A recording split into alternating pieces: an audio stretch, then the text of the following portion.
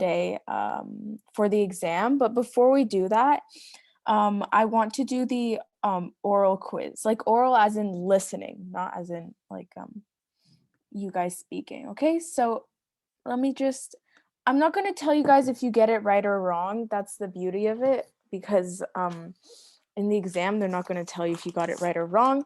But what I will do is I will play a piece that we learned in any of the eras. So I could play a piece in the classical era, in the Renaissance era, in the Baroque era, the Middle Ages, and you guys have to tell me 3 things, okay? First thing you have to tell me is the name of the piece. Okay, and be as like specific as you can. Say the whole name of the piece if you can, but really try to be specific and tell me what the piece is called. Second thing you're going to say is you're going to name the composer of the piece. Okay, so if it's anonymous, you say anonymous. If it's Mozart, you say Mozart. That's pretty simple. If you know the name, you probably know the composer.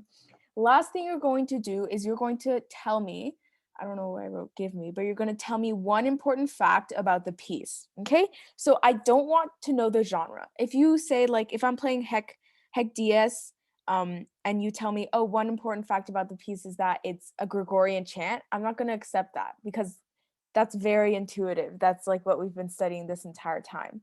I want you to tell me something that is related to like the piece itself, someone's influence on it, right? Is it related to a term in the glossary?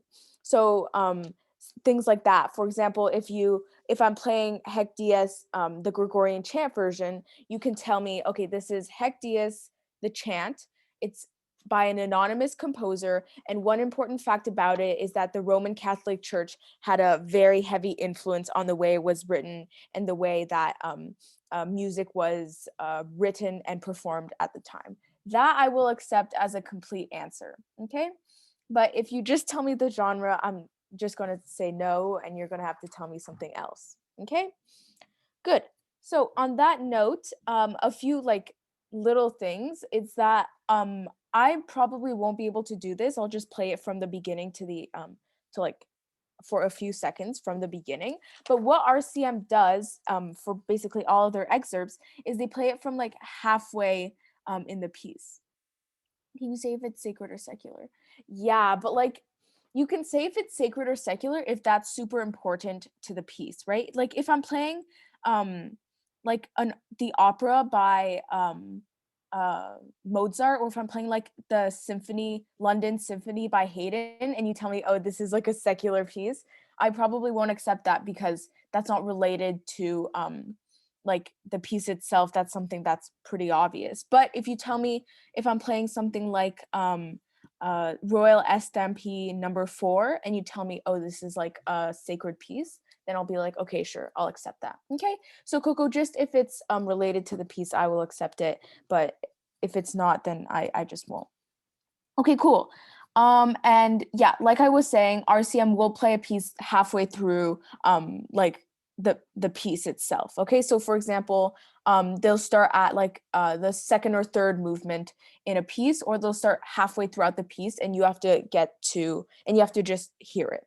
I won't do that because obviously, like I said, I don't really want to for the sake of this, but eventually when we do like more of these or listening quizzes, I will do that. And then at the end, after everything, I won't tell you how well you did. I won't tell if you got it right, but I will tell you some tips or tricks that I used. Some of them are interesting, and we'll get into that later. Okay, awesome. So given that everyone is here, does anyone like want to go first? Probably not, but it's worth a shot asking. No one wants to go first? Okay. I'll just randomly choose based on my participants list. Oh, no, we're not doing that yet. Okay, Belle, you're the first one on my list. So Belle, you will go first today. And so Belle, I'll play 2 pieces for you, okay? And you have to tell me what the name of the piece is, the composer, and one important fact about it. Okay, Belle? So are you ready? Yeah, I am. Okay, great. Awesome. So let me pick a piece. Okay, great. This one.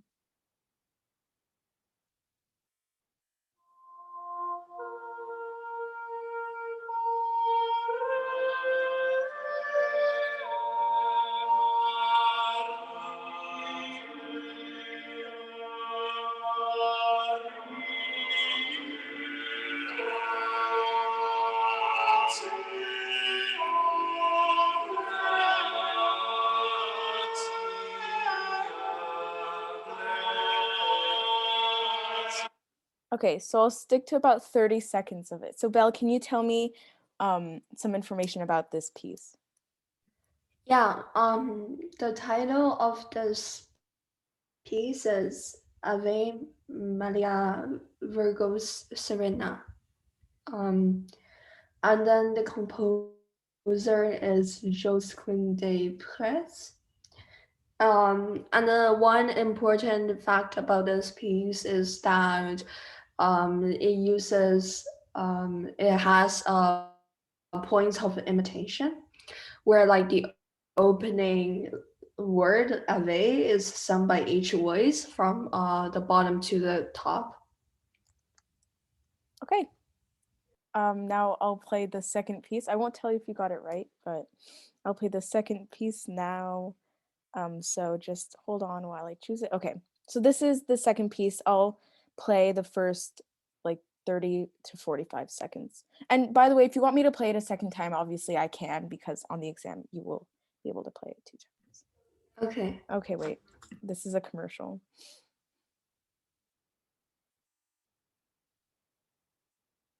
Okay. Sorry, the commercial is the advertisement is playing.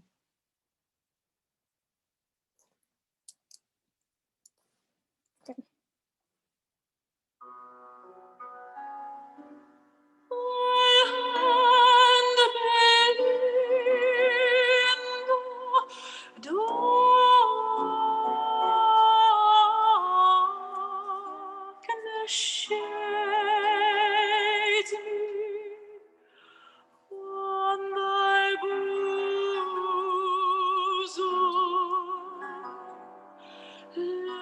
Let me rest, more I would, but death invades me. Okay, so that's the second piece. Do you want to tell me some information about it?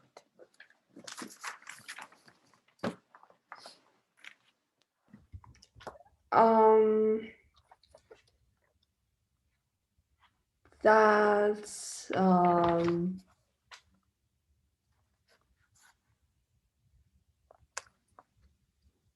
mm, that's Dido and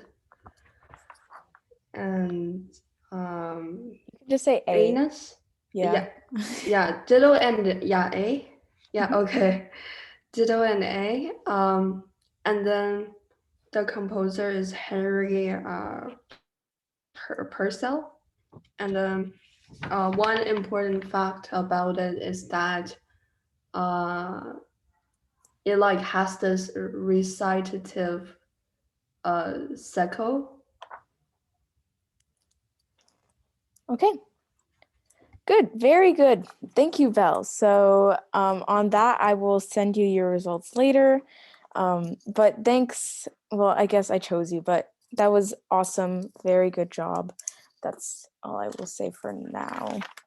Okay, cool. So for the others, that's basically how it's going to work. I'm going to play 2 songs. You're going to tell me some information about it, just exactly like what Belle did. Okay, the next person on my list is Kathleen. So Kathleen, are you here? Can you unmute and say yes or something?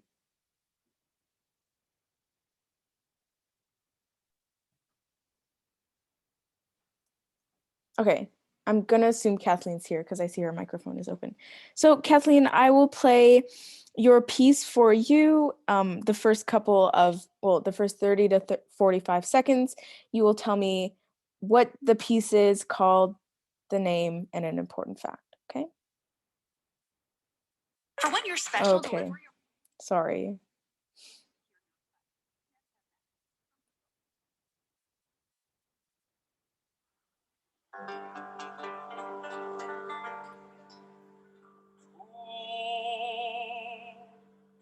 Sen morta.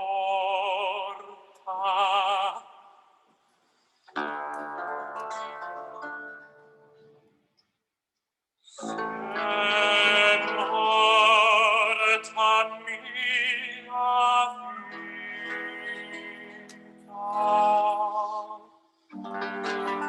ed io respiro.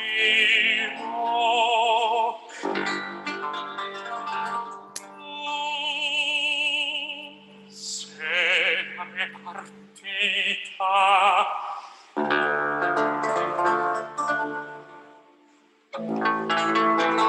se da me partita. Okay, so that's the first piece. Kathleen, can you tell me some information about it?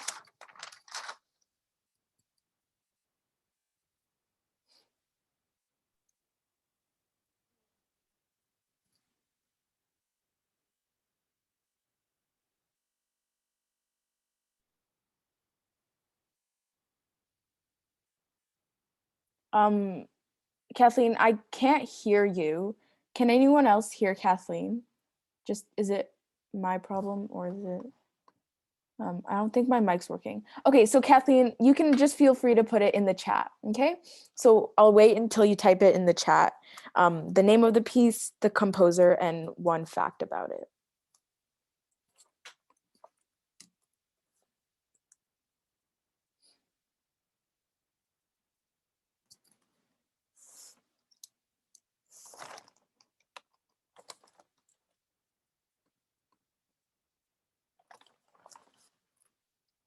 Okay, and then one important fact about it.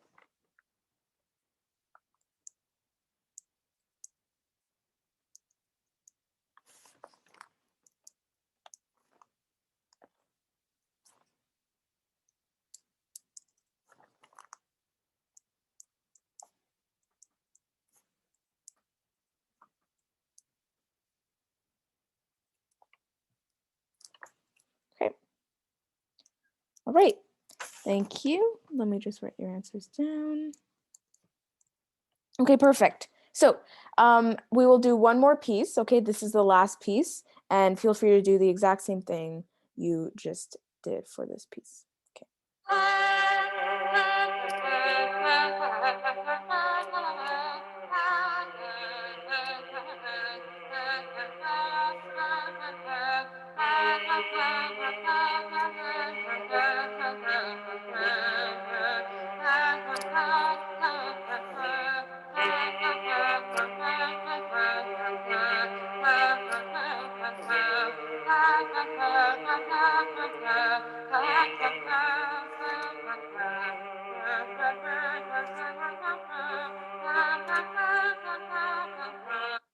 Okay, that's your second piece, Kathleen. Yep, tell me more information about it.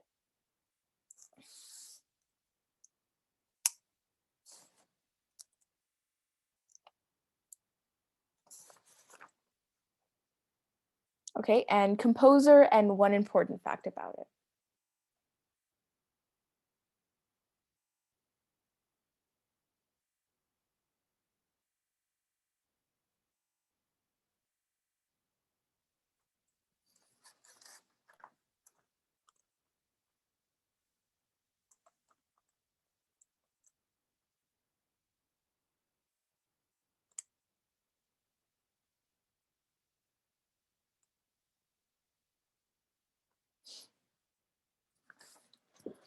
Okay, Kathleen.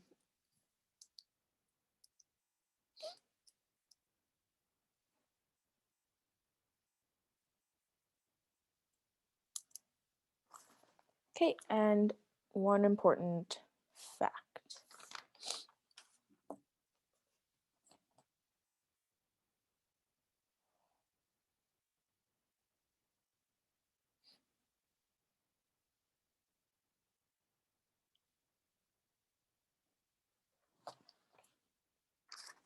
I forgot. Okay. All right. Good. So, all right. Okay, thanks, Kathleen. Nicely done. Next person I have on my list that I chose at random is Emily. So Emily, I'm gonna assume that your mic is working just because that's way easier than typing it in the chat. Yeah. Okay, perfect. So this is your first piece. Let me see. Is it gonna be an advertisement? No. Okay, this is your first piece.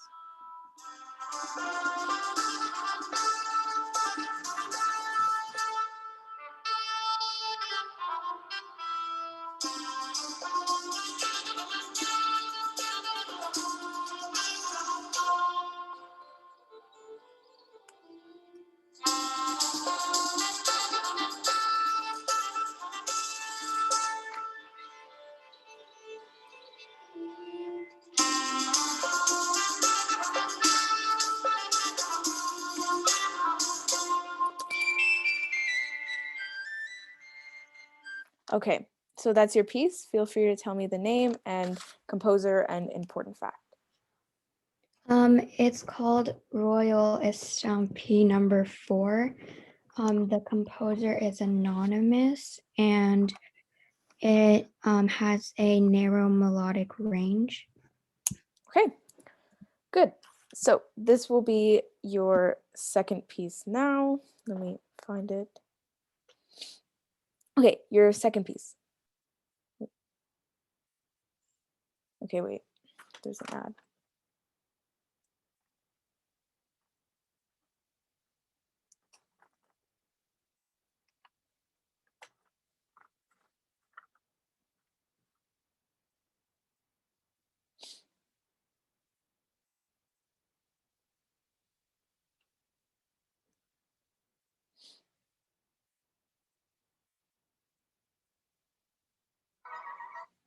Okay, I guess we have to sit through.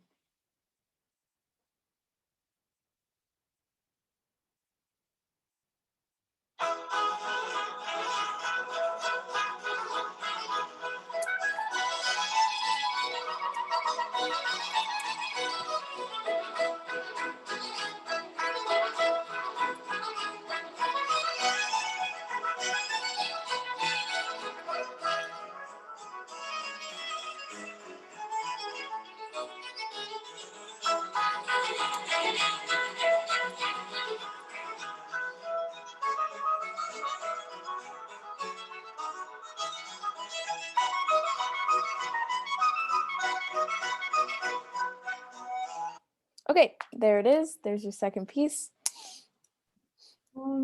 I think it might be the symphony London by Haydn. And it's can I say like it has the structure of it? Yeah, go ahead. It has 4 movements and it's like it demonstrates a sonata cycle. Okay. Okay, perfect. Thank you. Let me just finish writing it down. Okay, good. So next person is Coco. So Coco, here is your first piece. Let me play it. Okay, wait, give me a moment. There's obviously another ad.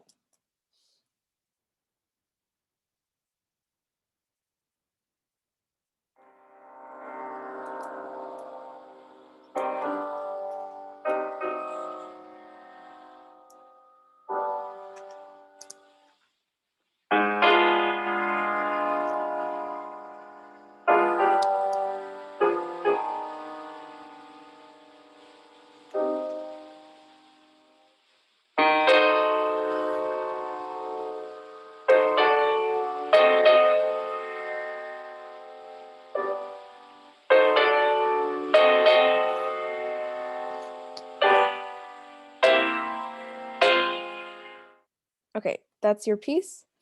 Feel free to tell me, Coco, Name of the piece, composer, and an important fact. I think it's Piano Sonata in C minor by Beethoven. And the structure has 3 movements and it's performed by solo piano. Okay. All right. And here is your next piece.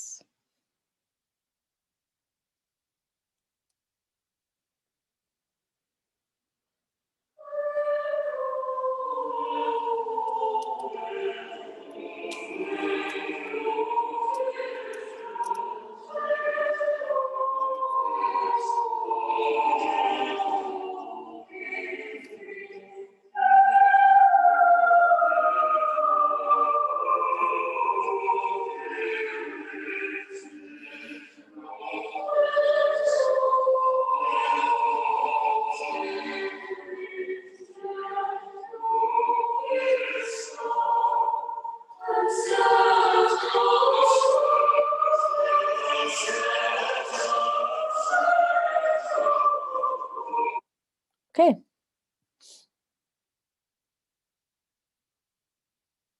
If you want to tell me some information about it. I'm not sure, but I think it's Seafoot and May by Moniot Deha. And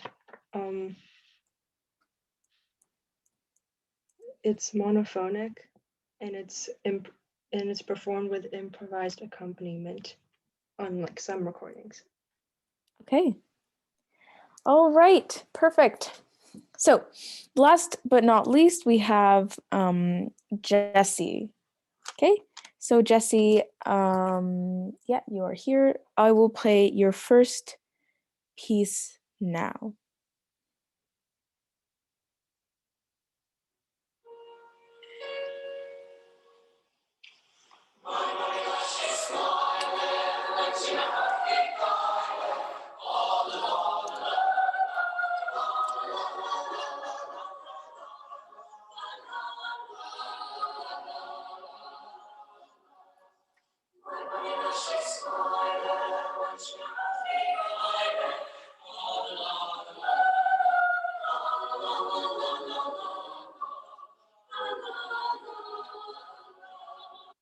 Okay, Jessie, that's your piece.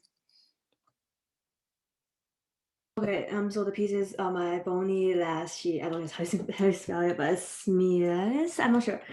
Is it okay if I do that? Yep. Composer is Thomas Morley.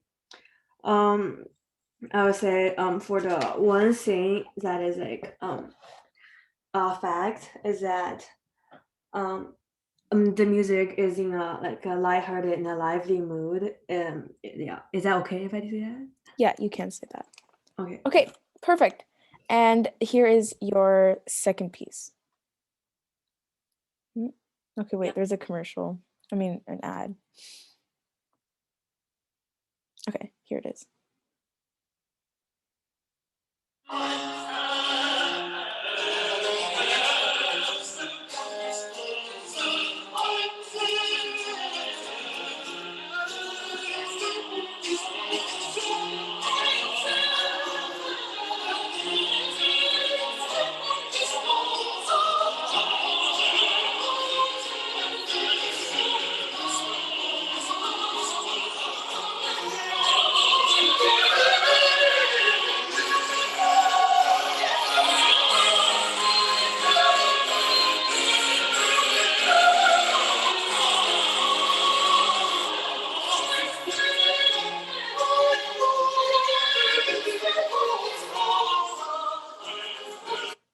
All right, there it is. And Jessie, go ahead. I'm actually not sure. Can I just like can you give me a second? Yeah. I'm sorry. No problem.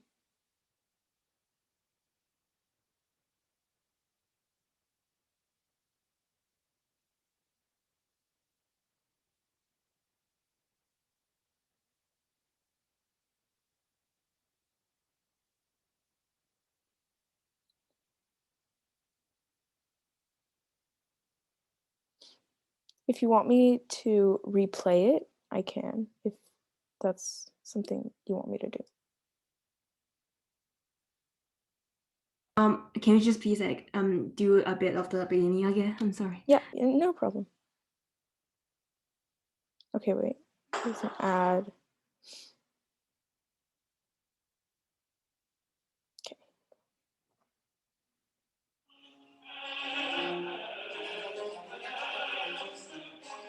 Okay, thank you. It's Bach's cantata. So it's Unfeasberg, however you it's in movement 1, and I think one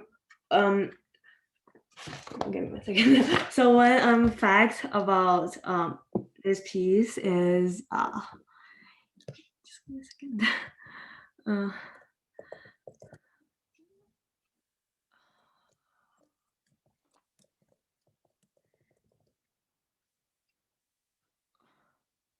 One second, I'm sorry. No problem. Take your time. Where is Bach again? Bach.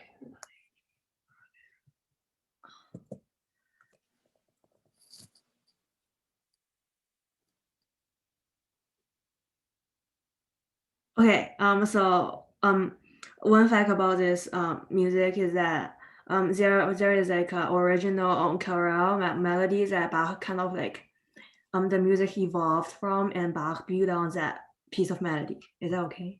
Yep. Okay, good. All right, that is everyone. Okay, awesome job, everyone. I will send you your results later. If you want to check your emails in the Google Classroom, you will probably see them after class. But I am very impressed with all of you. You guys did awesome. That being said, obviously the exam will be a little bit easier than this. Well, easier in some aspects and then harder in others. What will be easier is that you can listen to it as many times as you want. And they'll give you like a multiple choice about the piece and about the composer. So I'm not like, they're not putting you on the spot here with things you have to type. But what is going to be a little bit more difficult is that they will obviously play the pieces halfway through. They won't start at the beginning, and they'll really throw you for a loop there. So here are my tips for the exam. We'll talk about the last one. The last one's a little bit sketchy, but anyways. The first tip is that you should listen to half of the excerpt at most. If you can't identify the song in the first like 30 seconds of the excerpt, then your chances of listening to the rest of it and identifying it are like significantly lower. Well, you don't want to be wasting your time, because obviously what's most important at this point is getting to your essays and spending the most time on that. What I recommend is that you listen to the first like 30 to 45 seconds of the piece, and then the last 30 to 45 seconds of the piece if you're really stuck, because sometimes they'll give you like an indication of what the piece is called. They'll sing like the opening lines of the piece later on in the excerpt, and this is just like a last resort if you're still very stuck. But honestly, just listen to the whole piece, and if you continue listening to them, continue studying them, continue being able to identify them like you could today, you will probably be fine. Second thing, have your syllabus next to you when doing this listening portion. It will be so helpful because on the syllabus, they give you kind of like a table where they tell you the piece's name, and then they'll give you like words that it's related to, the composer and things like that. They will most likely have those on the exam. They will ask you for like the words it relates to, and they'll give you like 4 choices. And if you're able to look at the syllabus and then look at the options they give you, you will most likely be able to do really well on the listening portion if you have the syllabus. Okay, the last thing I'm going to tell you, this is a little bit like a tip that maybe I shouldn't be telling you and is probably illegal, but if you're really, really stuck and you just like are crying and you don't know what to do, as a last resort, you can use your phone and search it up, and you can just listen to the pieces on YouTube back to you, listen to different parts of the pieces back to you. You can like ask Siri if she knows what the piece is, just things like that. But I wouldn't recommend doing that because that's super time consuming.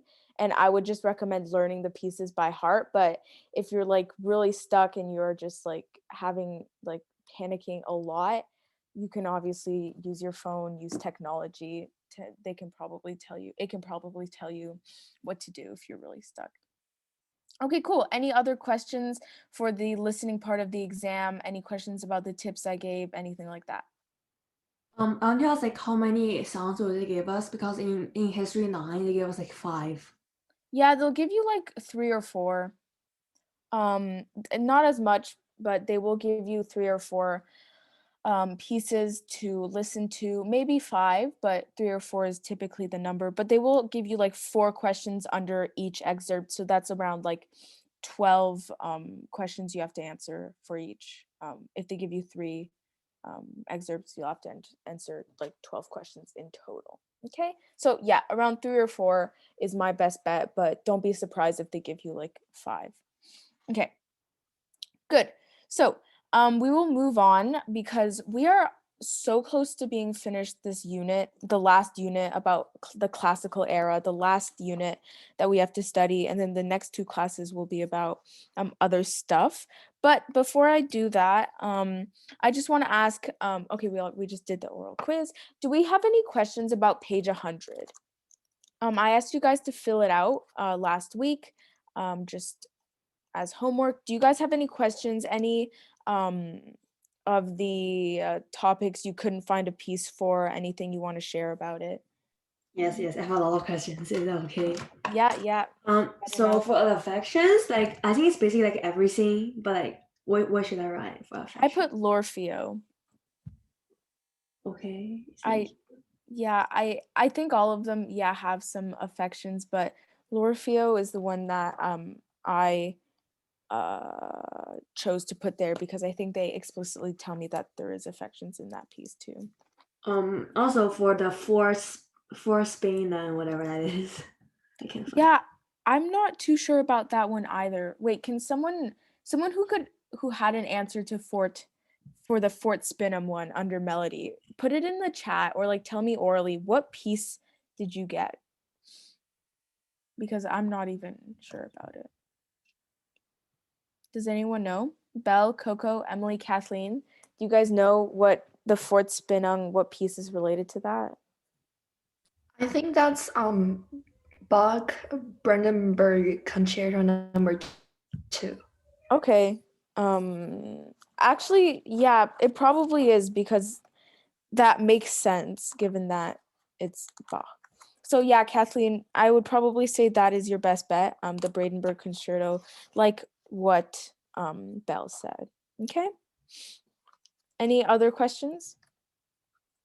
Yeah. Okay, yeah, go ahead. So for the polyphonic texture of the imitative, I had L'Orfeo. Is it okay? Because I'm actually not sure. I put the Brandenburg Concerto number 2 for that question. Oh, okay. Yeah, but I can see why you put L'Orfeo. It's probably correct. Just you can put multiple ones under one like section. So put both of them there and just memorize both of them under that section. Okay? Okay, and also for the polyphonic, not that one. Okay, for major minor tonality, I just put like Dido and whatever A. Yes, I put that one too. And also for dance rhythms, I put like Brandenburg. Yep, Brandenburg Concerto. And the style concitato, I put L'Orfeo. Yep, me too. And basso continuo is L'Orfeo again. I think like basso continuo is like everything, right? I think. Yes, a lot of the pieces have it. I also put L'Orfeo. I think that one's the most evident. Okay, thank you. That's okay. No problem. Good. That's good. At least you have questions now and not like during the exam and you're like stressing out. So this is perfect. Okay, cool. Now that we've talked about that, so this is like a really bad resolution picture, but it's basically the overview of the exam and the percentages it'll give to you. So yeah, the listening is worth 30% of your grade. Okay, so that means you should probably be studying the listening part a lot if you want to do well. That being said, I personally yeah, I honestly personally the both of the essays combined are also worth 30%. So and like the essays, honestly, I think they're worth a little bit more than that. I think they're just being a little bit generous to the listening portion, but the listening portion and the essays are the two most important parts, which is why obviously I'm spending a lot of time on those. And then there's the overview, the terms, composers, those ones, as you can see, they're worth 40% altogether, so maybe not as important, but that being said, don't not study those. Okay? So I'll post this on the Google Classroom, this slideshow, obviously, and you can refer back to it. But for now, I want to get to the third unit. Okay, yes. So last class, we learned two units of the classical era. We learned the oratorio and then the symphony. Okay, so Symphony London and then the oratorio was the creation by Haydn. Now we're moving on to concertos, okay? And I'm pretty sure, yeah, just one concerto we will learn today. That being said, oh, geez.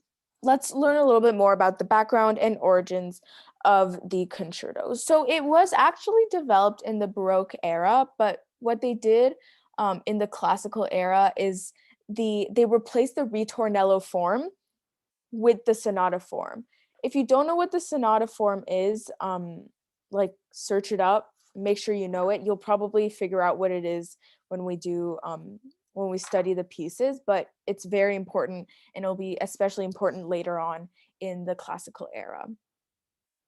Let's see. So yeah, and then at this point, the piano was starting to gain a lot more popularity within like the musical societies within society in general, and it became more popular, and a lot of people were starting to write piano concertos as opposed to violin concertos. So yeah, sonata form and the piano were starting to be developed within the concerto in the classical era. So some characteristic features. There are typically three movements, a fast one, a slow one, and then a fast one. If you listen to the pieces on your own time, you can probably pinpoint each movement, but we won't get too detailed about that today. Nothing else here is super duper important. If you want to know, the first movement based on sonata form is with double exposition. Okay, but obviously that's like I can tell you those words, but if you don't know what they mean, that's bad, and we will get into them a little bit later when we study like an actual piece. Okay, so this is the piano concerto in G major by Mozart. So some background information. Genre: it's a concerto. It has three movements and it's a piano and an orchestra. So the piano is the solo instrument and the orchestra is kind of like the support for the piano in this concerto. So, okay, here what I put on the slide, it's a little bit wrong. But what we will do is obviously this piece has three different movements. What we're going to do is we're just going to study the first movement of this piano concerto, okay? And in the first movement, there are a few different subsections, and this is where it starts to get related to the sonata form. So just a very brief, you probably already know this, but a brief introduction to sonata form. It has an exposition, a exposition development, and then a recapitulation of the exposition, and then a coda or a cadenza. Okay, so those are the main parts, and now we're focusing on the exposition. So the first couple of bars or lines of this piece. So it starts with the first theme. I'm quickly going to, I'm going to play this piece for you after I explain the exposition. But basically, if you see here, we have a few different things to talk about within the different parts of the exposition. So it starts with the first theme, okay? So this is the introduction. You'll probably hear it a lot throughout the exposition, throughout the recapitulation.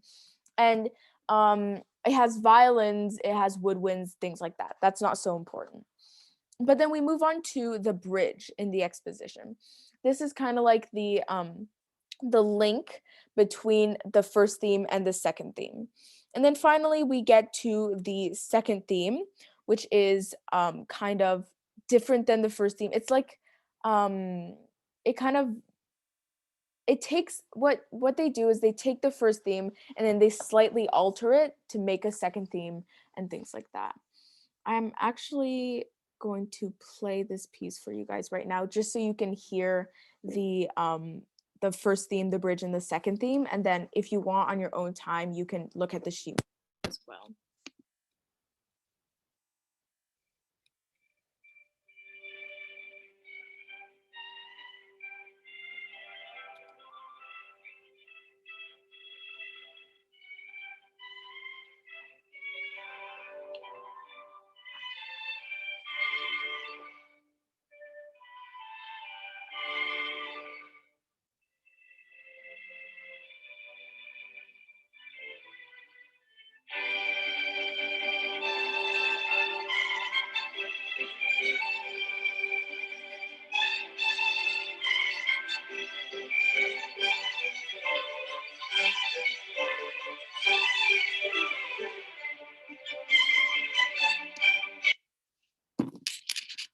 Okay, obviously, as you can tell, it's a super long piece, but that is essentially the orchestral exposition for this piano concerto.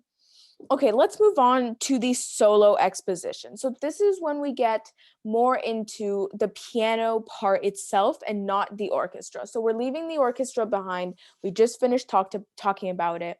Now let's talk about the piano exposition and piano sonata form. So it largely follows the same kind of form, okay? It has a first theme, a bridge, and then a second theme. And here they kind of intersect by telling you the piano theme as well, okay?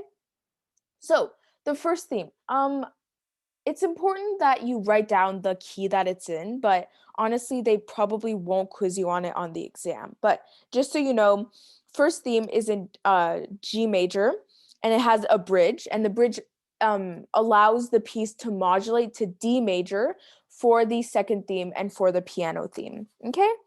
In the second theme, the piano and the strings accompany the piano, but remember this is still largely about the piano itself and what it's going to play. And then finally, in the exposition, we have the codetta, so the closing section, and it is still in D major, still in the modulated key, and it kind of ends off the exposition. Okay, so remember, in the solo exposition, for the piano, there's a first theme, a bridge, a piano theme, a second theme, and then a codetta. And then right after the exposition, we move on to the development, okay? The development is kind of interesting because it doesn't really sound like the exposition. It doesn't really sound like anything. It's kind of like some new material. And the only thing that is similar between the exposition and the development, is the piano theme. Okay, so the piano theme is here. It's in your textbook, page 120, if you're following along there. So the development, it features the piano theme. Obviously, it has a lot of modulation. So this piece, if they ever ask you, I think in the review and reflection, which piece features a lot of modulation. This is the one. It has dominant preparation for the return of the home key. So this is important because in the recapitulation, Mozart basically wants to return to the home key of G major, and in the development, they're doing the preparation necessary to return to the home key. Okay. And then we move on to the recapitulation. This is kind of like the solo exposition, but like a little bit different and a little bit sometimes fancier. Okay, so yeah, like they say here, it's a decorated version of the first theme, still played by the piano, and now it's in G major. So we've in fact moved back to the home key. And then obviously at the end we have kind of a cadenza. Okay, I think cadenza is one of the words you have to learn for your building a musical vocabulary, so make sure you know what it is. But in this cadenza, there's it's basically a little bit of improvisation part. It's in an improvisatory manner. Okay, so that's RCM's words exactly. So this is where each soloist within the orchestra, such as like the piano, the wind instruments, the violins, string instruments, they can kind of have a small little solo to display their virtuosity or their imagination, their improvisation, things like that. And then finally, after the cadenza, after everyone has time to kind of play their own thing, wrap up the piece, the full orchestra has an authentic cadence in the tonic key. So in G major, they have a final authentic cadence, which is kind of like the cadence most used to like end a piece, because it's very satisfying cadence, and it basically wraps up the entire concerto and puts a little bow on it and says, yeah, we're done. Here was the piece itself. Okay. So that is the piano concerto. Remember, there's a piano part, yes, but there's also an orchestra part. We talked about the orchestral exposition, but the solo exposition and the orchestral exposition are two different things, okay? Solo exposition simply for piano. Okay, perfect. So to quickly resume before we move on to the next unit, solo exposition has a theme, a bridge, a piano theme, a second theme, and a codetta.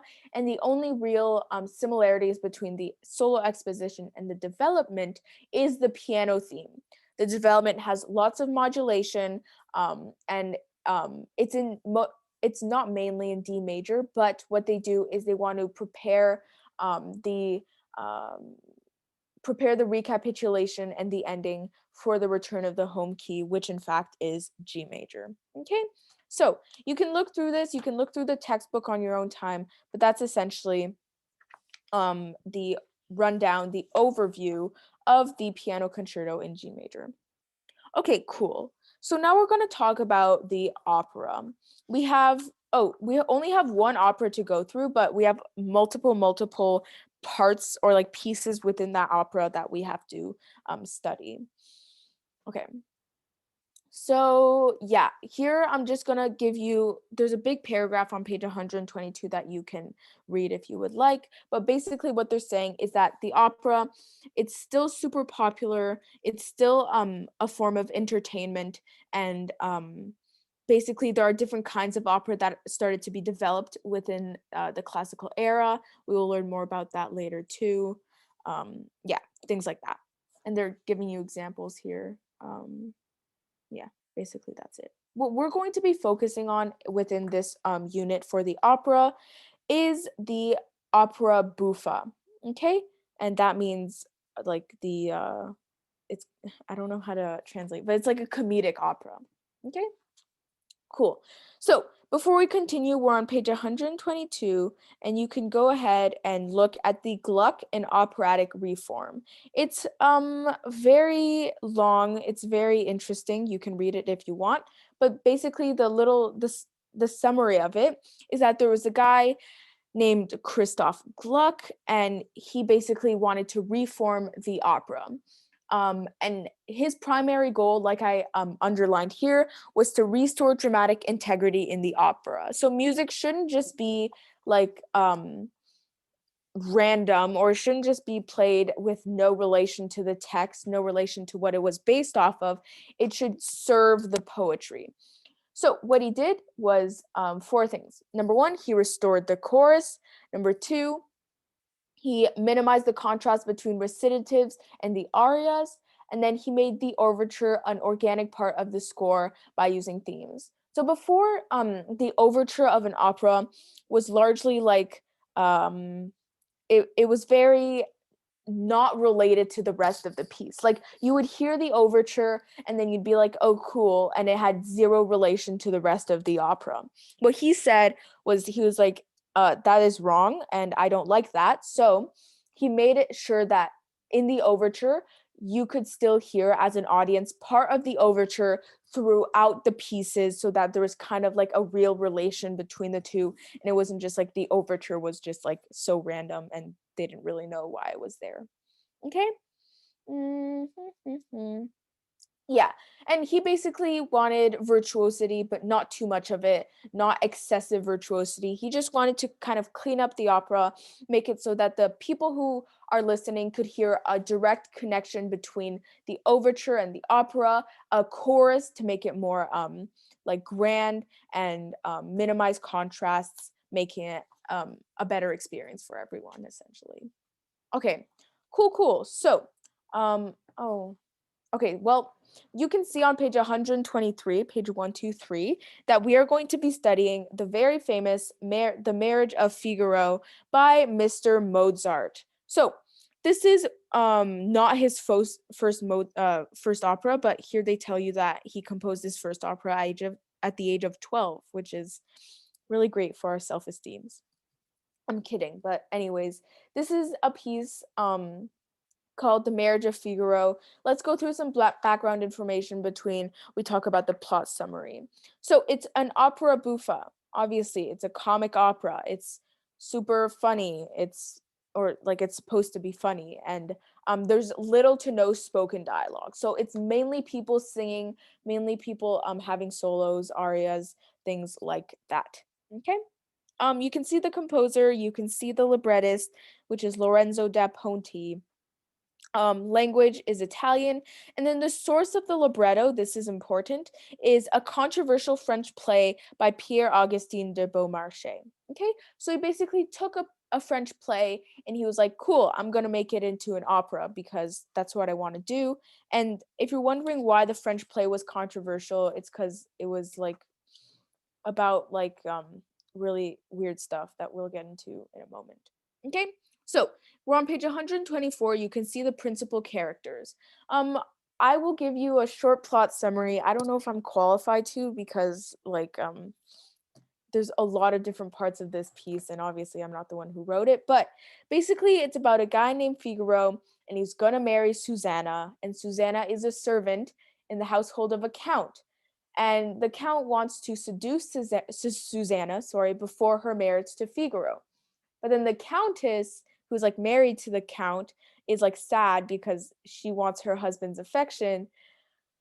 Yeah, and then they lay a trap where the count thinks he's with Susanna, but he's actually with his wife, and then he realizes that, oh, I'm with my wife, and then he begs for her pardon for trying to seduce Susanna, and then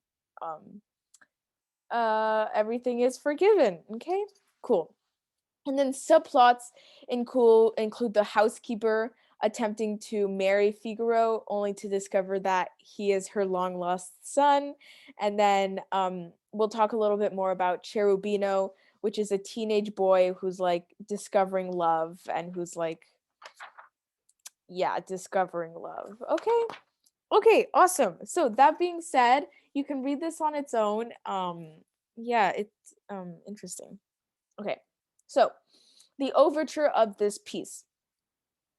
I don't think they ever mention anything about like themes of the overture being played in other arias or other parts of the opera, but the overture is actually very pleasant to listen to. So it's in D major, it's in a modified sonata form, and obviously it has an exposition and a recapitulation. So I'm pretty sure there is a development and a coda, but for the sake of RCM wanting to not make us study everything, they shorten it down for us. So the exposition has the first theme and the second theme. So first theme, it's in D major. It has rapid eighth notes and it's very joyful and exciting, kind of sets the mood for the entire opera because obviously the entire opera is super lighthearted and not to be taken seriously.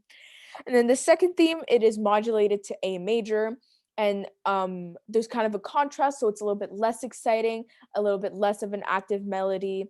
And then the recapitulation, it's really obvious. It's basically the exposition repeated again. You can read more about the analysis of it. Like, honestly, not the most important thing.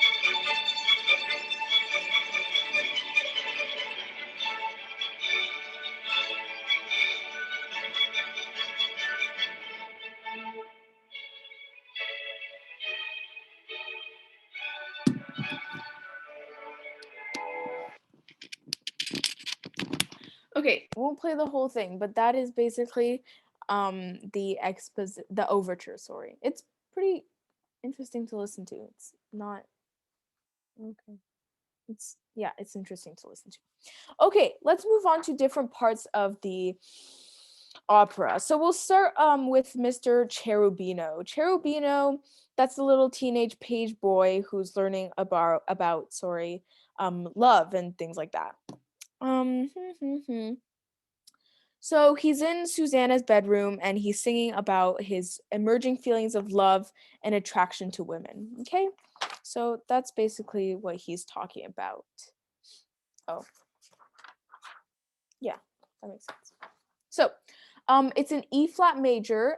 It's allegro, so it's a little bit quick. Not quick. It's just like it's a nice tempo to listen to. It's not too quick, not too slow. And the form is ABAC. Okay, so they don't tell us like the name of the form. They just say it's ABAC, so that can be important. Okay, so you can see the lyrics on page 125, and then 126 we get some information about it. So the piece is called Non So Più. That means I don't know. Okay, so non so più, I don't know. So he's basically singing to different women in Susanna's bedroom, and he's saying, "Oh, I feel attraction to women," and it's so basically he starts like kind of calm, and then he starts becoming very agitated, very like kind of like I don't really know how to describe it. He just becomes very agitated, and that's reflected throughout the music. So the melody begins super duper like not very calm, but relatively calm in the middle register. And as you see him running around way more, as you see him becoming way too excited, the melody becomes way more intense, way more agitated, and the register moves to kind of a higher register. Yeah, the phrases are very short, suggesting breathless passion. Okay, so once you hear it, you can probably hear that. So because the form is ABAC, all the different sections have different key signatures. So section A is E flat major, section B is B flat major, and then section C is more reflective, a little bit slower. So he kind of peaked and then he went down, and it has an authentic cadence back in the main key of E flat major. Okay, I'm gonna play it for you guys. There's actually people acting in it, so that's interesting.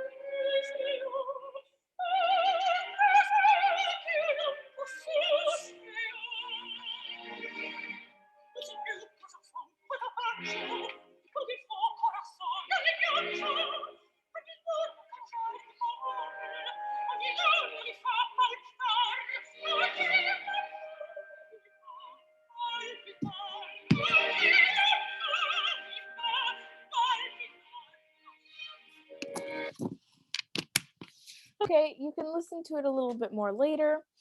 But yeah, that's basically it. Okay, stop. Alrighty, so let's move on to the next two pieces, okay? Not pieces, the next two parts of this opera.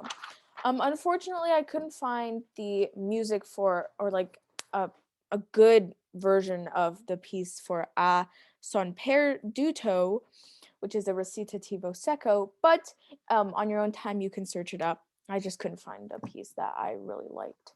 So basically, the little backstory for this is that the Count arrives in Susanna's bedroom, and Cherubino, if you remember, he was in Susanna's bedroom singing to her, is really scared because if the Count realizes that he's in Susanna's bedroom, that could be problematic. Oh, I have chat. Actually, for this one. Yeah, okay. Yeah, so if you go on I shared with you guys like the playlists on Spotify and YouTube. If you want to go and check those out there, you can on your own time, but I don't know why. I just didn't put it in for that. Yeah. So, feel free to do that on your own, but in case you're wondering, basically a son perduto, it's like oh geez, I really don't know at all how to explain it. You can read it. It's really confusing, kind of funny. Basically, everyone's in Susanna's bedroom. They don't want to get found out that they're in Susanna's bedroom, so they hide, and then they like get in a fight because people are confessing their love for Susanna, even though she's like married. Okay, cool. So, three things that's important about it. Obviously, a recitativo secco. If you know the definition, you know that it has a speech-like declamatory style of singing. Unfortunately. Not unfortunately, obviously, sorry. And then it has dialogue between Susanna and the Count. So opera buffa, as I've said before, has very little dialogue. So here's the part where there either is a little bit of dialogue or it's mostly singing. Yeah. So really, it's just what they're telling us here is that it's a typical recitativo secco, pretty like obvious here. Okay. Cool. So at the end of the recitativo for A son perduto, where everyone's like fighting and everyone's like hiding from each other, we get consacento, which is with the Count, Basilio. Basilio's a guy who likes Susanna, in case you were wondering, and Susanna herself. So basically what happens is that at the end, the three of them sing a trio together, where the Count is mad at Cherubino for being in Susanna's room. Basilio is happy because he's creating drama. And then Susanna is worried that the Count will discover Cherubino, but the Count already discovered Cherubino. So it's very interesting. Okay. So for this, it's largely a solo, but there's orchestral accompaniment. It's in a sonata form. Okay, so sonata form, exposition, development, recap, and then coda or codetta. No, it's coda. So basically each person is singing a different part of the sonata form. Okay, so the first theme is sung by the Count. So the Count is singing the first theme, and then the bridge is sung by Basilio, and then the second theme is sung by Susanna, and they're all being super duper like emotional, and they're all talking about different things. So Susanna's scared, the Count is mad, Basilio is happy, different things like that. Okay, feel free to listen to that on your own time. I will not play it for you because we have to move on to other things. Actually, no, I will play it for you just so you guys can see the different people singing.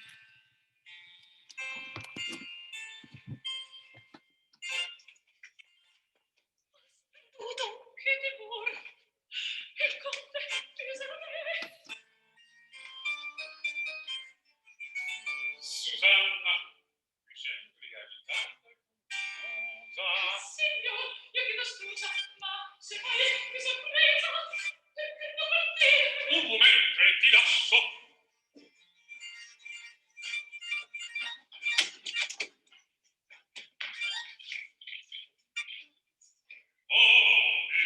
Non ho nulla. Due parole.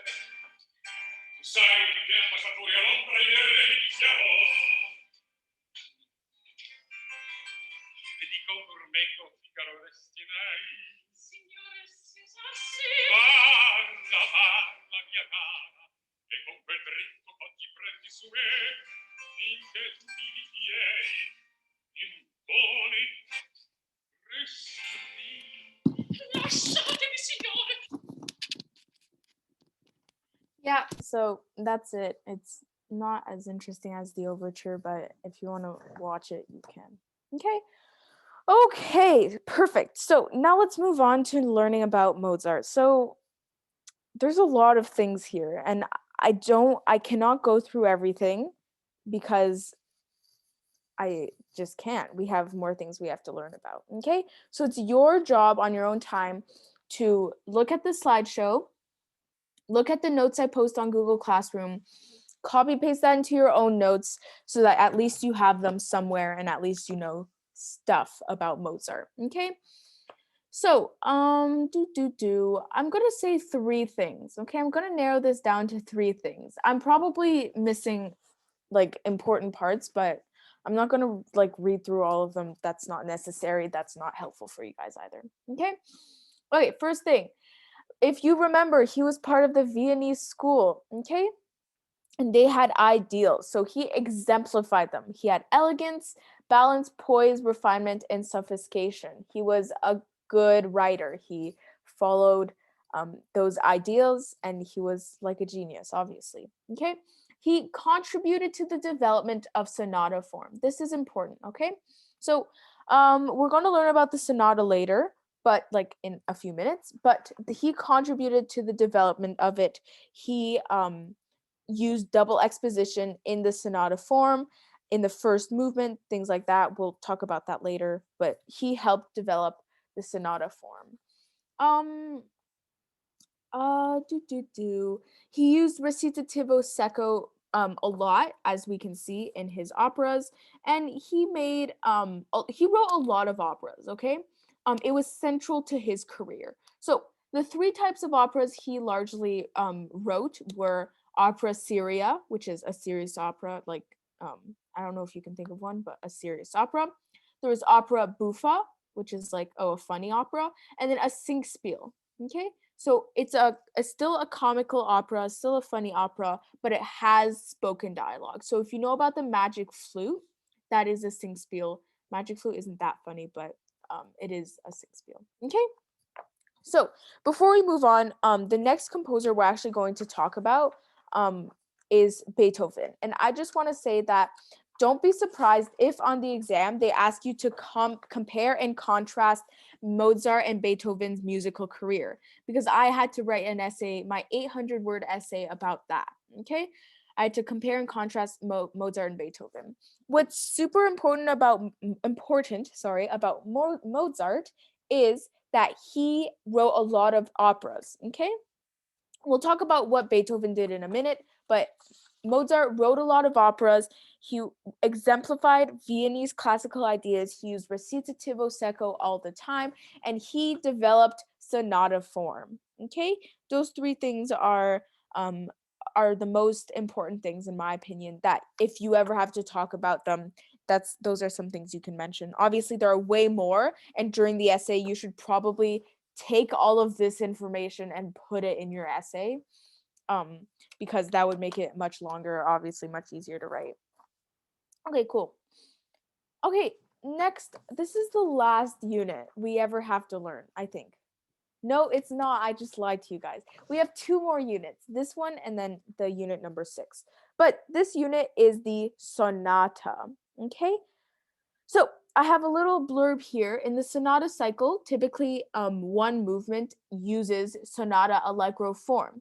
The remaining movements provided contrast achieved through changes in character, key, tempo, meter, formal structure. Okay, the grammar in this isn't that great because I kind of just took sentences and put them together, regardless of their tense. But yeah, you can basically infer what I'm trying to say here. Sonata allegro form, that's important. Okay, so background information, background and origins, and then characteristic features. So background and origins. The term sonata is Italian for to sound. Okay, so sonar.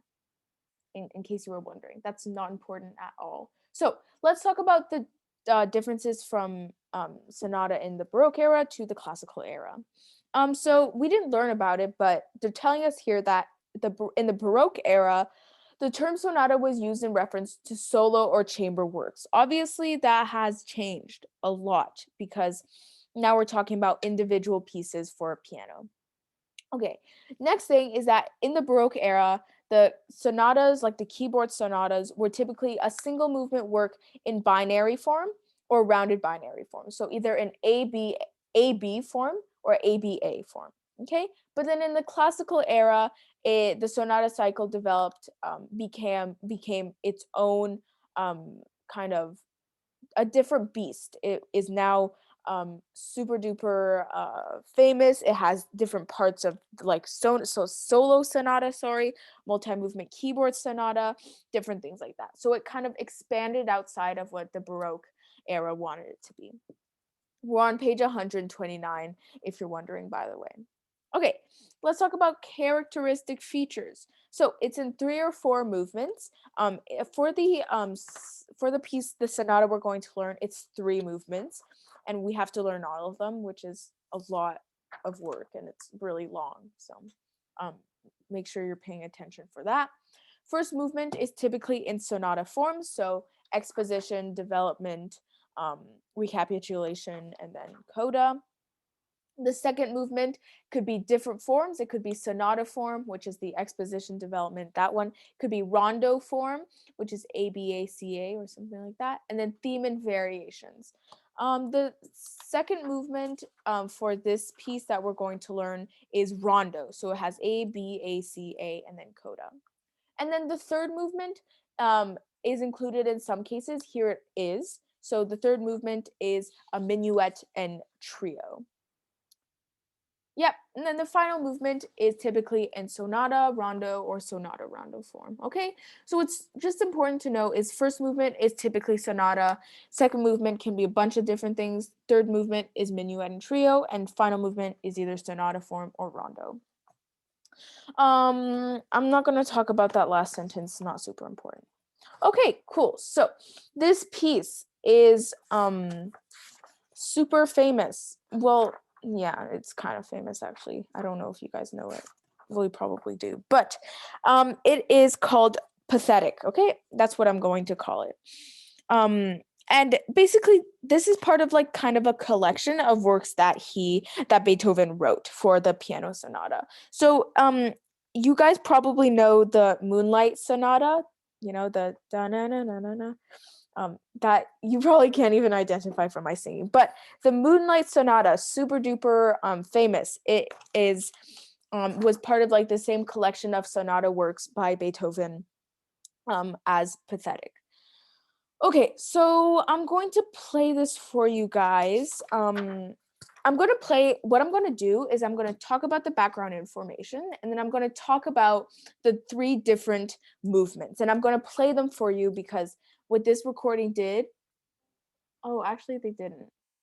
Oh, they did in the YouTube. Anyways, I'll find it. But what this recording did was they separated the YouTube video into 3 different parts for the 3 different movements. And that's super duper helpful if you're in the exam. Okay, so background information. It's a piano sonata, so no other instruments, just piano. It's by Beethoven. It has 3 movements, and yeah, that's super duper obvious. Only really important thing here is that it is in 3 movements. You should remember that. Okay, so I'm gonna play it for you guys. I'm gonna actually stop sharing right now. I'm going to, how do I do this? I'm going to find the recording.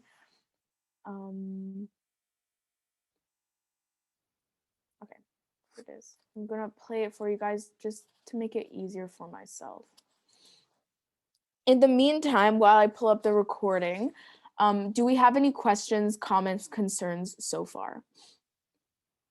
Put them in the chat or you can say them out loud. No? Okay, awesome. Okay, I have it. Let me share my screen. Okay, so we're gonna start with the first movement here, and then the second movement is here, and then the third movement here. So they separated it for us.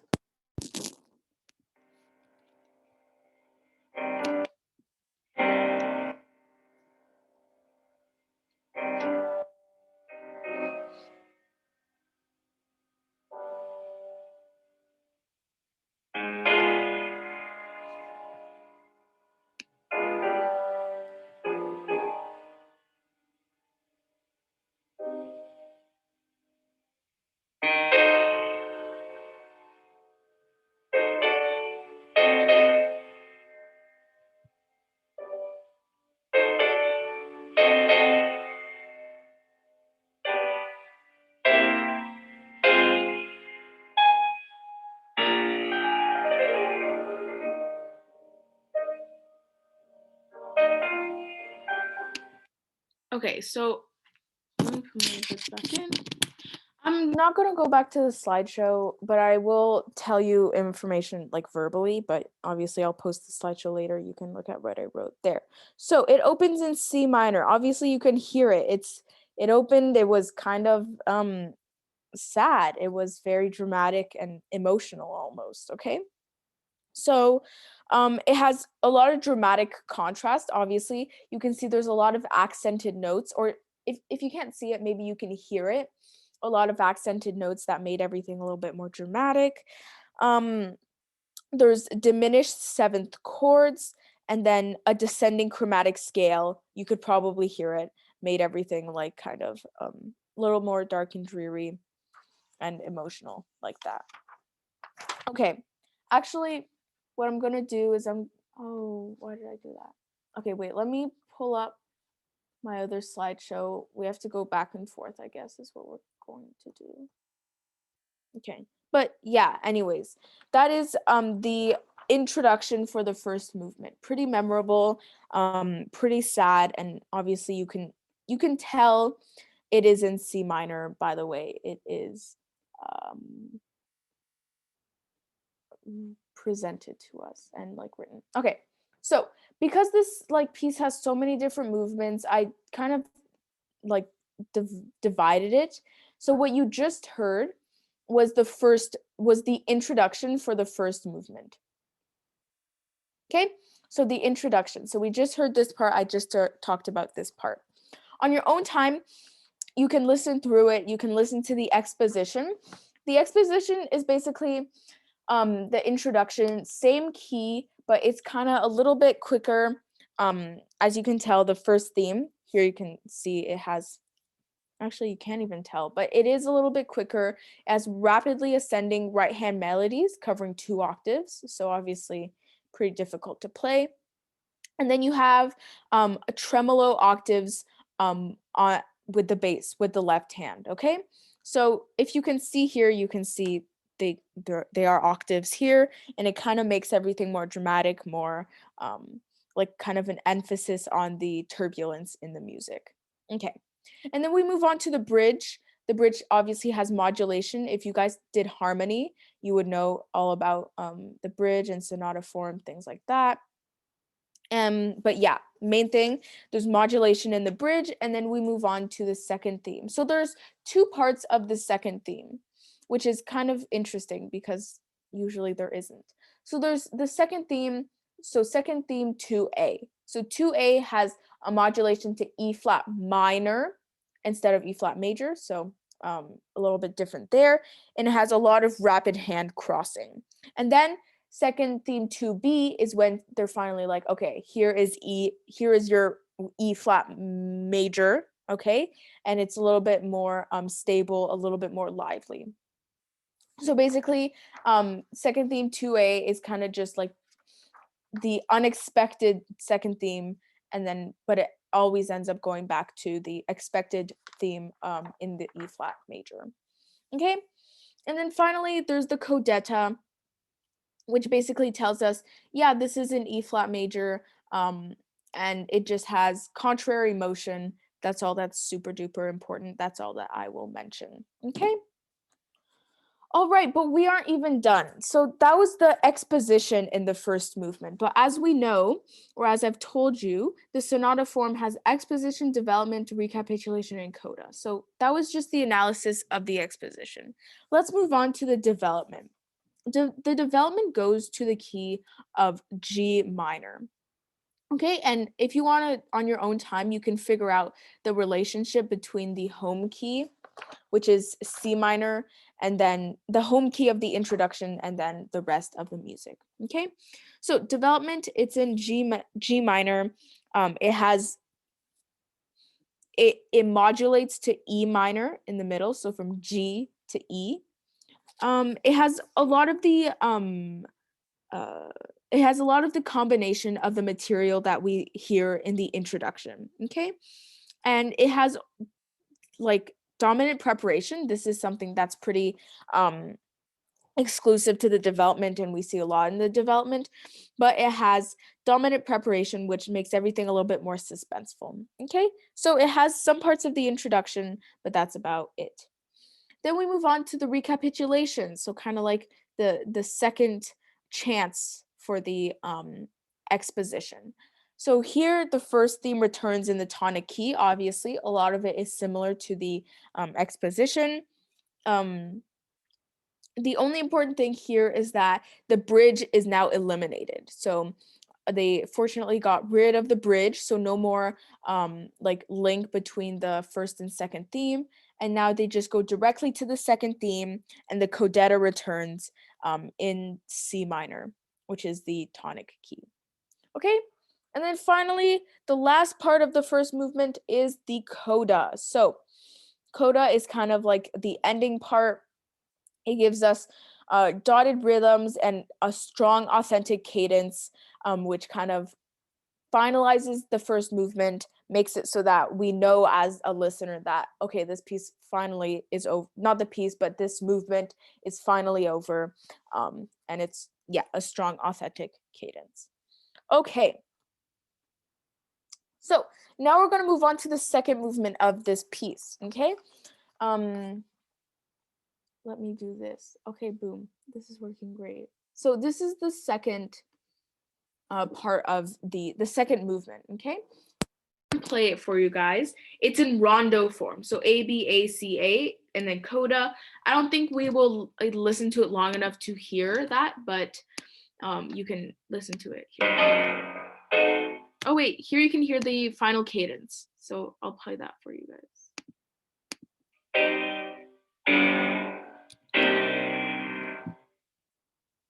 That was the final cadence.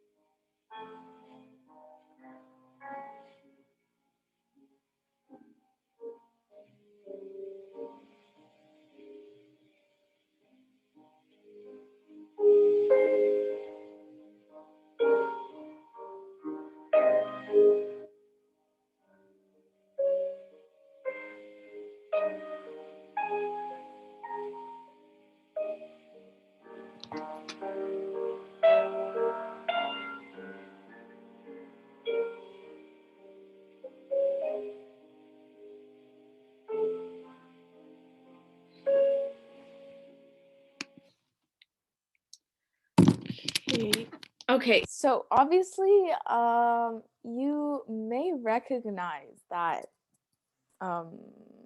the second theme, the second movement, sorry, because it's pretty famous. Okay, so second movement, some key information for the like some just broad information about it. The key A flat major, it's in rondo form, and it's a little bit, you know, you can tell it's a little bit happier, it's a little bit calmer, a little bit more serene, things like that. So yeah, and it's a little bit more lyrical. I like that word for this, for the description of this piece. So it's lyrical, it's legato, which is contrasting with the first movement that had a lot of staccato later on in the development and recapitulation. So it's lyrical, it has a legato melody. Nothing else here is super important for section A. Section B begins in another key. So it begins in F minor, sorry, and then it modulates to E flat major. The left hand largely plays the same repeated chord accompaniment. If you listen to the whole thing, you'll probably be able to hear that. There's nothing else that is super duper important here. I definitely recommend you look at this slideshow or look at the textbook, page 133, at the end after I'm finished teaching, just so you can get like a general knowledge of like what each section contains and things like that. Okay, but for now, nothing here is super important for me to mention. They basically just talk about the key of each. I think what they do for this piece, for the piano sonata, is that they will definitely not definitely, I can't say definitely for anything, but honestly, if there's a piece that I would tell you guys to like listen to a lot because they're probably going to test you on it on the exam, it would be this one. Okay, so yeah, make sure you're listening to it. Make sure you're listening to all of them. Sorry. Make sure you're listening to all of the movements because I know they quizzed me on this piece during my exam. They quizzed me on the third movement, and a lot of the people I know who did the exam also got quizzed on this piece. So it would be really, really useful for you to listen to it. Okay, let's move on to the third and final movement for this piece. It's in rondo form. So A, B, A, C, A, B, A. Okay, I'm right. Yeah, A, B, A, C, A, B, A. It's, and then there's a coda obviously at the end. You can listen to this one is a little bit, it's easy to listen to. This is probably my favorite one. Feel free to listen to it, but on that, let me play it for you guys. Knowing that it is in C minor and the form is rondo. Okay. Let me have you guys listen to the.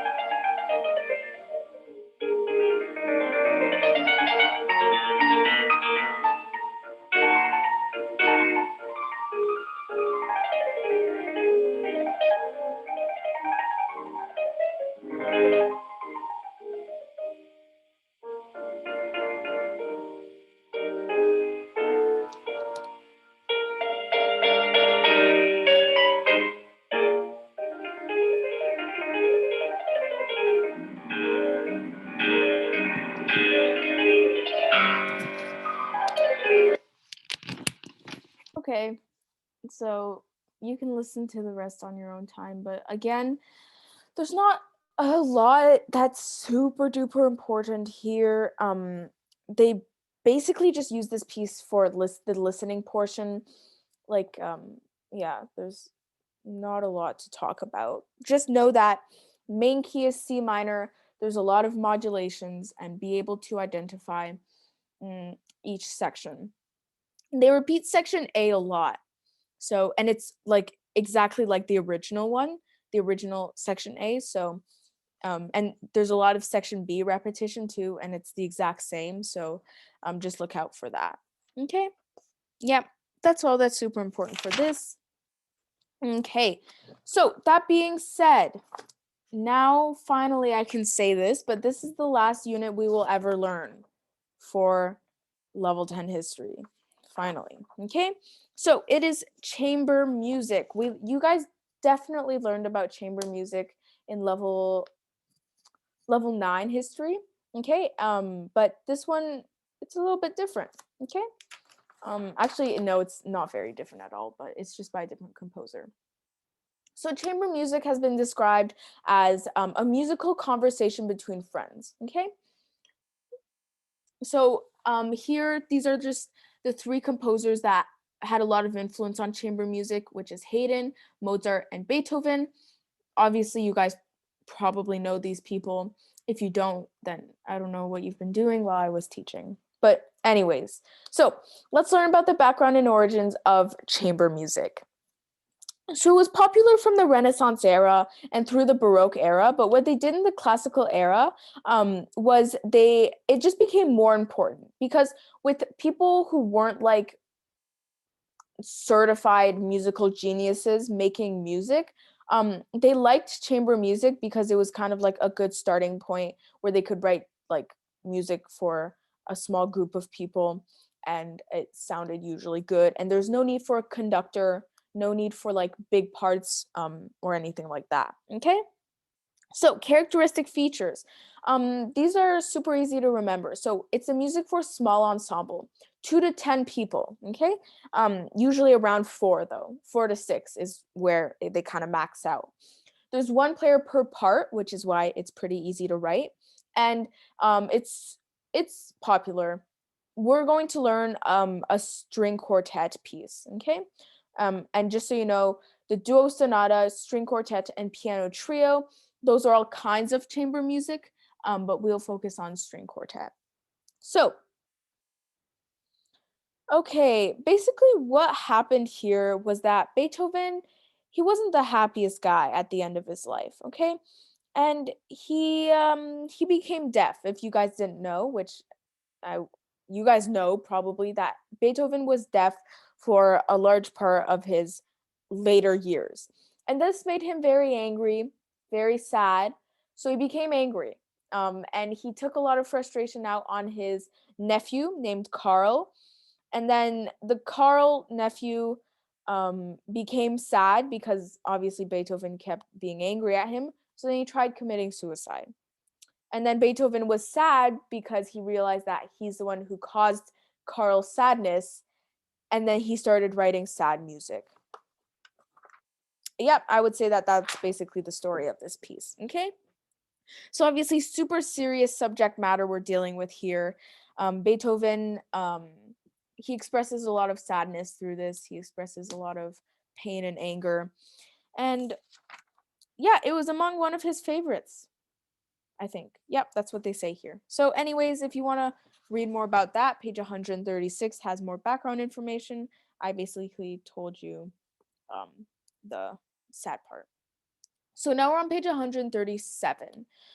Background information. So this is a string quartet. So there's a first violin, second violin, viola, and cello. If you learned level 8 theory, you would know the different parts of the string quartet. Okay. It has 7 movements performed without break. So one right after the other. They just go, go, go. It's yeah, that's basically it. We're going to listen to the fugal exposition, which is like the first 16. Oh, actually, no, we're only listening to the first movement, okay? But the first movement has a fugal exposition. Okay, so remember just the first movement. Some things to remember, the key is C sharp minor. It's a fugal texture, and there are obviously 4 voices for the 4 different parts. Okay, let me play this piece for you guys. You can listen to it. Yeah.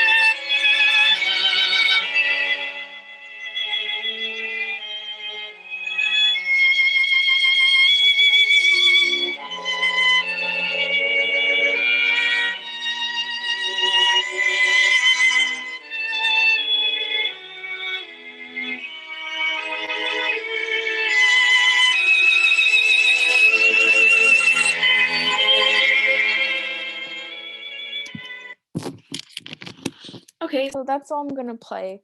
But you can listen to, oh God, that's loud. You can listen to it on your own time as well. So let's talk about the fugal exposition. There's a first few things we have to go through here. So obviously, as you can hear, the first violin starts the piece off, okay? And this is kind of the main theme, and it's in the tonic key. So the tonic key, if you remember, is C sharp minor. Let's see. So there are chromatic notes in this piece, okay? And it has harmonic instability that was done on purpose. Whoops, that was done on purpose, okay? Next thing. Oh, there's a lot of the use of contrapuntal devices, okay? So there are two examples here. Measure 54, which you can see in the first violin. You can't actually see the sheet music in the textbook, but just envision it. And then in augmentation, which is measure 99 in the cello, okay? So those are the two things for you there. Next thing.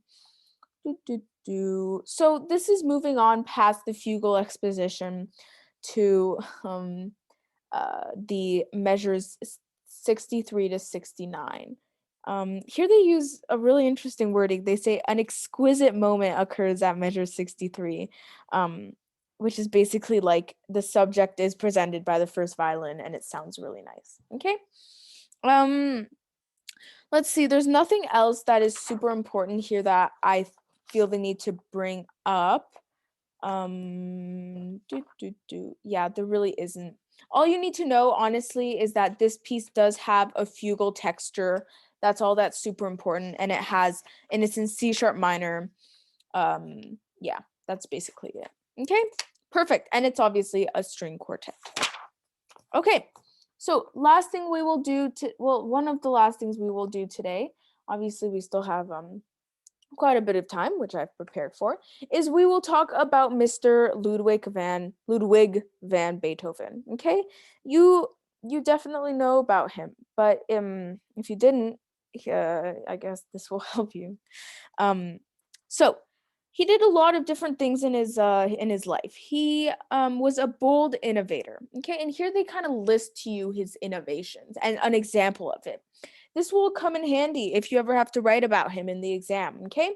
Because you can see he replaced the minuet and trio with the scherzo and trio.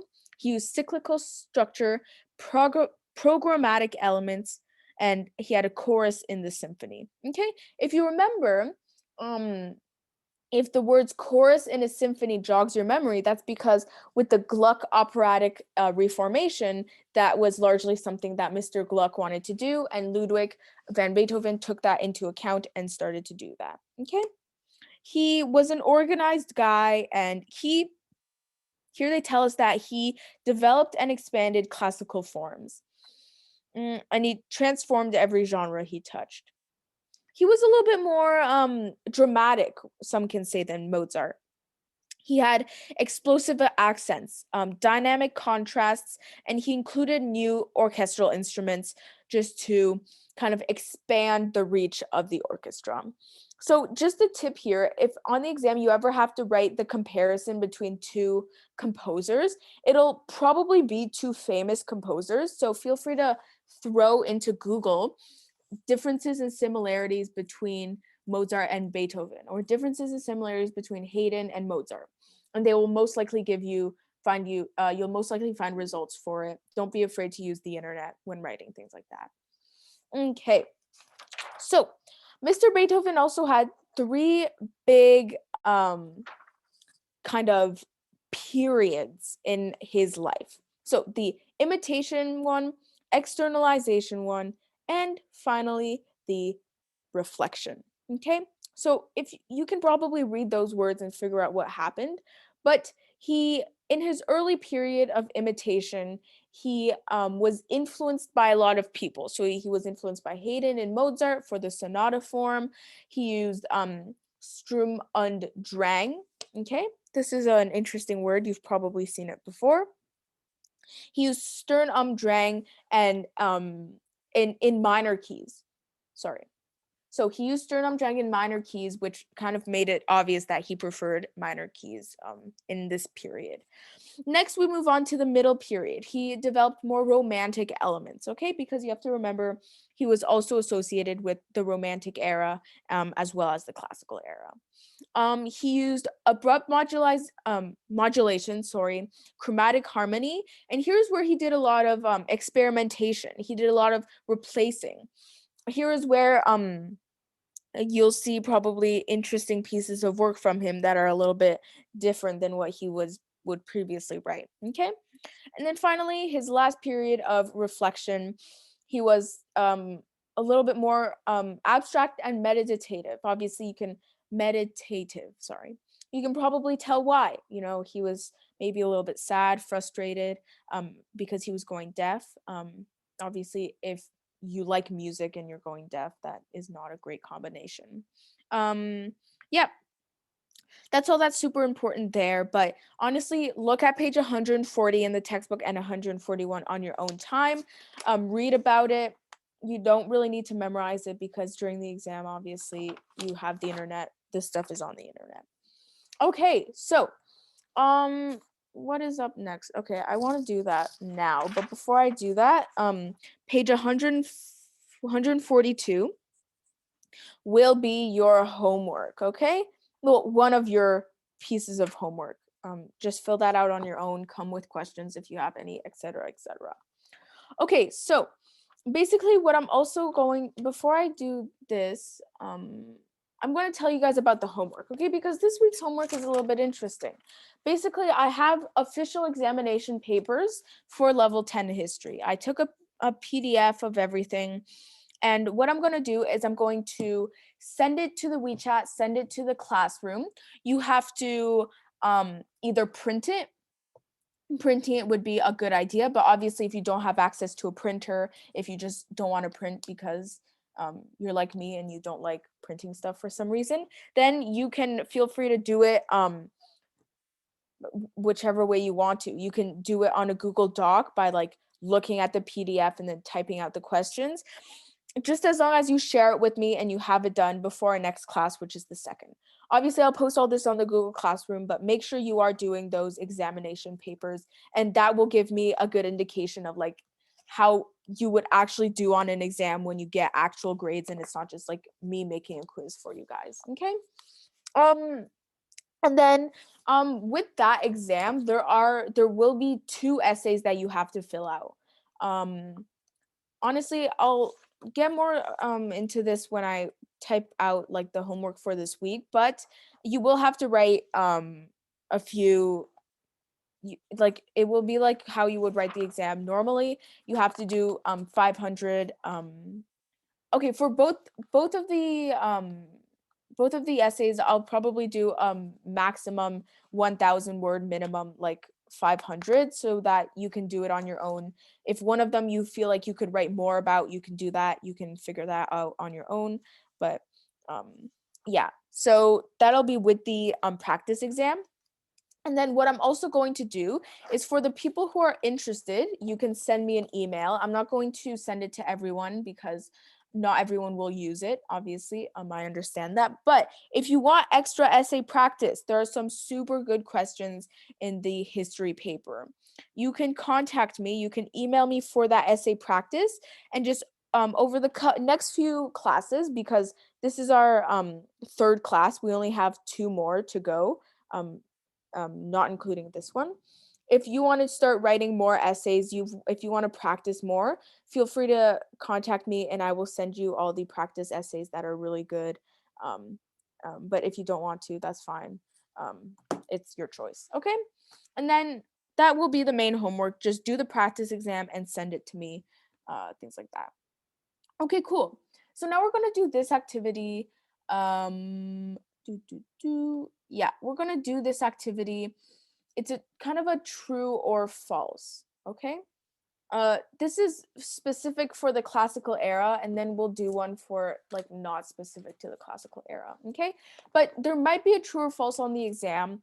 I'm not sure, but just to prepare you guys for it, here it is. So I want everyone to answer one question. So I'm basically going to call on people and either put it in the chat, whether it's true or false, T or F, or you can unmute and tell me. Okay.